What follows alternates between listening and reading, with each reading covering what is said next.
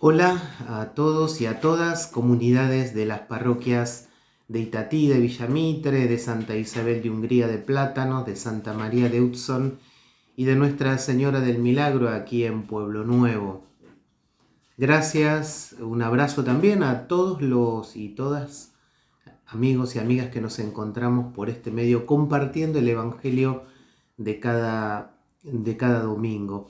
Hoy comenzamos la Cuaresma, en realidad la empezamos el miércoles de ceniza, el miércoles 14, con la invitación del Evangelio, conviértete y cree en el Evangelio, decía la Eucaristía, decíamos en la Eucaristía del miércoles, y eres polvo y en polvo te convertirás, esa expresión del Antiguo Testamento que la recordamos también al comenzar el camino cuaresmal, con el anuncio que nos daba también la liturgia a través del Evangelio de Mateo, de frecuentar estos tres pilares de la piedad judía que retomamos nosotros, de la oración, el ayuno y la limosna o las obras de caridad. En realidad la Cuaresma es una invitación a volver a Jesús y a dar una nueva adhesión a su proyecto. Este es el texto de hoy, de Marcos 1, 12 a 15, primer domingo de Cuaresma, donde, como nos tiene acostumbrado Marcos en un breve relato, condensa muchas imágenes que trataremos de hacer nuestras para nuestro beneficio espiritual y para el seguimiento de Jesús. El texto habla de que Marcos dice que Jesús, después de haber sido bautizado en el Jordán, es impulsado por el Espíritu a ir hacia el desierto. Allí dice, fue tentado por Satanás, no dice nada más, no dice como Mateo y como Lucas en qué consistieron estas tentaciones, que vivía entre animales salvajes, que los ángeles lo servían, y que después de este tiempo comenzó a predicar el Evangelio. Se ha cumplido el tiempo, el reino de Dios está cerca, arrepiéntanse y crean en el Evangelio, como nos invitaba el miércoles de ceniza a la conversión. Esta invitación que cierra esta perícopa de hoy del Evangelio, se ha cumplido el tiempo y el reino de Dios ya está cerca, significa que es una invitación a abrazar el Evangelio de Jesús, abrazar la causa de Jesús. Convertirse y creer significa sencillamente eso. Dejemos de lado todo aquello que nos impide abrazar la causa de Jesús, la causa de la fraternidad, de la sororidad, de la justicia, del amor preferencial por los pobres. Y para esto la liturgia de hoy nos invita a ir al desierto con Jesús. Es un lugar simbólico el desierto, el lugar de la alianza. El lugar, podría uno decir, donde queda en evidencia lo que es central y lo que es periférico, lo que es nuclear o esencial y aquellas cosas que son superficiales o intrascendentes. El desierto sirve para eso, para un encuentro sincero, no solo con Dios, sino también con uno mismo, con una misma. Tentado por Satanás, dice que estuvo Jesús en este desierto, y la tentación es todo aquello que nos invita a apartar la mirada del proyecto de Jesús. Son aquellas energías, podríamos definirlas así, que combaten con la energía del amor, de la solidaridad, de la fraternidad, de la justicia. Son energías, podríamos decir en términos de hoy, antirreino. Son fuerzas, como dice por ahí alguna canción, que tiran para abajo, que te deprimen, que te llevan a la muerte. La invitación de Jesús es al contrario, a la vida, a los hermanos, a las hermanas, a la justicia, a la paz.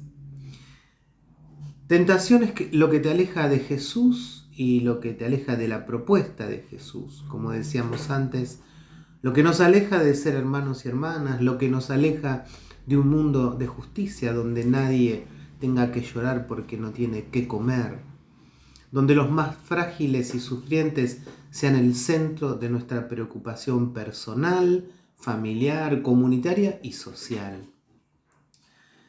Dice Marcos que el Espíritu es el que impulsa a Jesús al desierto.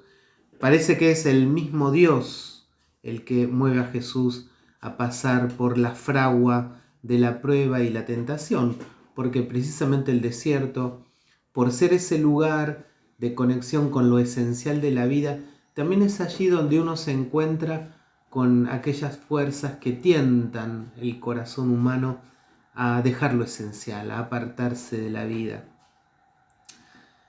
El desierto será siempre para Jesús un lugar para recobrar fuerzas y yo diría perspectiva. Es muy común en el Evangelio que Jesús se aparte, por ejemplo, en el versículo 35 del capítulo primero o en el capítulo 6, versículo 31. Allí dice también Marcos que Jesús se aparta a él a orar o lleva a sus discípulos al desierto. Se ve que era un espacio que Jesús quería especialmente, el lugar del encuentro entrañable con su Dios, pero también para detectar qué le pasaba a él en su corazón respecto de la misión. Jesús entonces es presentado como aquel fiel, el que responde fielmente, en comparación a Israel, que en sus 40 años de peregrinación en el desierto generó situaciones de infidelidad con su Dios. Entonces aquí aparece fuertemente este símbolo, ¿no? Los 40 días de Jesús en el desierto tienen que ver con los 40 años de Israel en el desierto. Insisto, mientras Israel no fue fiel, Jesús respondió con fidelidad. Y aparecen también referencias al profeta Isaías, por ejemplo, cuando Marcos pinta que Jesús compartía ese desierto con las fieras. En la profecía de Isaías, Isaías decía que cuando llegaran los tiempos mesiánicos, nosotros podríamos convivir. El león pasará junto al cordero, decía Isaías, y el niño podría meter su mano en la cueva de la víbora sin que la víbora le hiciera daño. Es decir, cuando Isaías pinta ese momento de plenitud de la convivencia y del ser humano, pinta esta imagen bucólica, podríamos decir, del hombre conviviendo con toda la naturaleza sin agresiones. Qué mensaje tan actual para nosotros que depredamos la naturaleza, ¿no? Poder convivir en paz con todos y con todas, incluso no solamente entre los seres humanos, sino con la madre naturaleza que nos acoge y nos da de comer. El desierto entonces es el lugar de las cosas importantes, de las decisiones importantes. Estos días de desierto cuaresmales serán para que el Espíritu de Dios nos llene con más fuerzas, nos lleve a lo central de nuestra vida y haga patente aquellas fuerzas que no nos construyen, que nos llevan lejos de la propuesta de Jesús. Será un tiempo entonces también de discernimiento espiritual. Nos vamos entonces a adentrar en este camino cuaresmal y le vamos a pedir al Señor, guíame, Señor, con esta oración que tomamos del cardenal Newman. Decía Newman, guíame, Señor, mi luz en las tinieblas que me rodean. Guíame hacia adelante. La noche es oscura y estoy lejos de casa. Guíame tú, dirige tú mis pasos. No te pido ver claramente el horizonte lejano. Me basta con avanzar un poco. No siempre he sido así, no siempre te pedí que me guiases tú.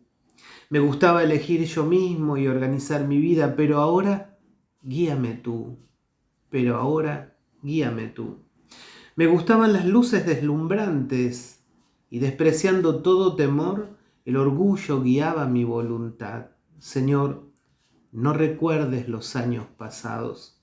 Durante mucho tiempo tu paciencia me ha esperado. Sin duda, tú me guiarás por desiertos y pantanos, por montes y torrentes, hasta que la noche dé paso al amanecer y me sonría al alba el rostro de Dios. tu rostro, Señor. Hermosa oración de el cardenal Newman que le pide al Señor, guíame. Que el Señor nos guíe en estos días al encuentro con Él en la Pascua. Que así sea.